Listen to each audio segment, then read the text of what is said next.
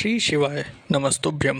स्वागत है आपका शिव पुराण श्री रुद्र संहिता पंचम खंड 7वें अध्याय में। देवताओं द्वारा शिव स्तवन।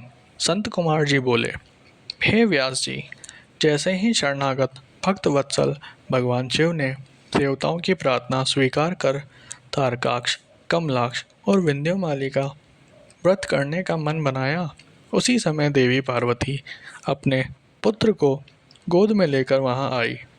तब जगत जननी माँ जगदम्बा को आते देखकर ब्रह्मा, विष्णु सहित अन्य देवताओं ने हाथ जोड़कर उन्हें प्रणाम किया। उनके पुत्रों को देख भगवान शिव उन्हें प्यार करने लगे। तब देवी पार्वती भगवान शिव को अपने साथ लेकर अपने भवन के भीतर चली गई। भगवान शिव के इस प्रकार बिना कुछ कहे अपने भवन में चले जाने के कारण सब देवता बहुत दुखी हो गए, परंतु उन्होंने वहीं खड़े रहकर भगवान शिव की प्रतीक्षा करने का निर्णय लिया। उस समय वे दैत्यों के भाग्य की प्रशंसा करने लगे। वे सब देवता वहीं शिवजी के भवन के द्वार पर खड़े थे। तभी भगवान शिव के गण ने अपने स्वामी के द्वार के सामने भीड़ जमा देखकर उन पर आक्रमण कर दिया। देवता इस अनजान खतरे से संभल ना सके और अपने प्राणों की रक्षा के लिए इधर उधर दौड़ने लगे। कहीं साधु और ऋषिगण गिर पड़े।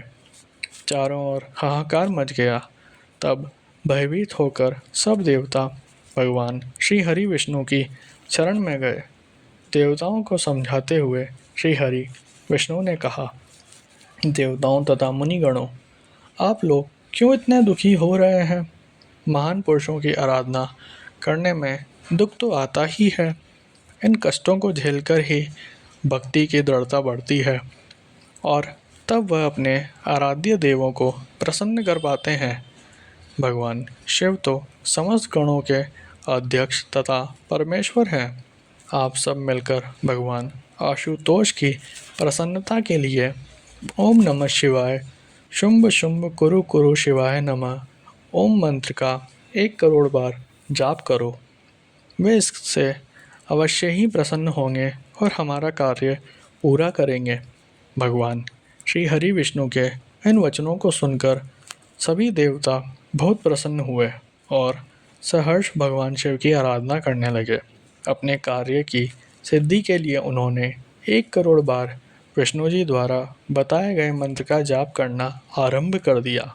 जैसे ही उनकी यह आराधना संपन्न हुई, भगवान शिव उनके सामने प्रकट हो गए। भगवान शिव बोले, मैं आपकी इस उत्तम आराधना से बहुत प्रसन्न हूँ। आप अपना इच्छित वर मांगे।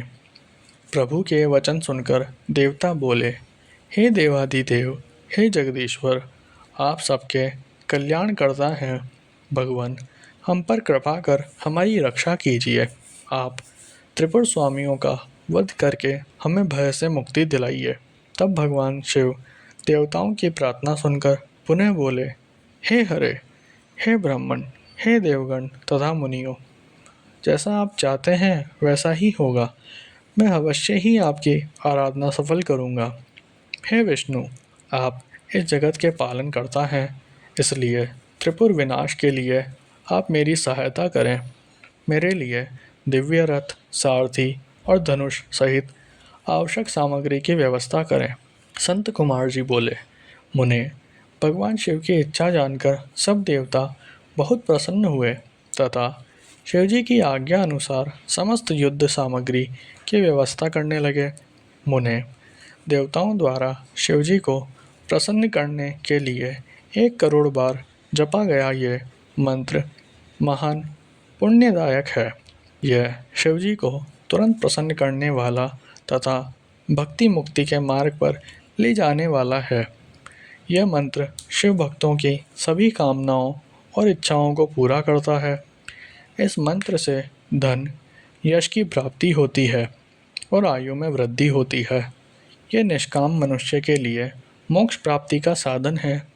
जो मनुष्य भक्ति भाव और शुद्ध हृदय से इस मंत्र को जपता है, उसकी सभी अभिलाषाएं भक्त वत्सल कल्याणकारी भगवान शिव अवश्य ही पूरी करते हैं।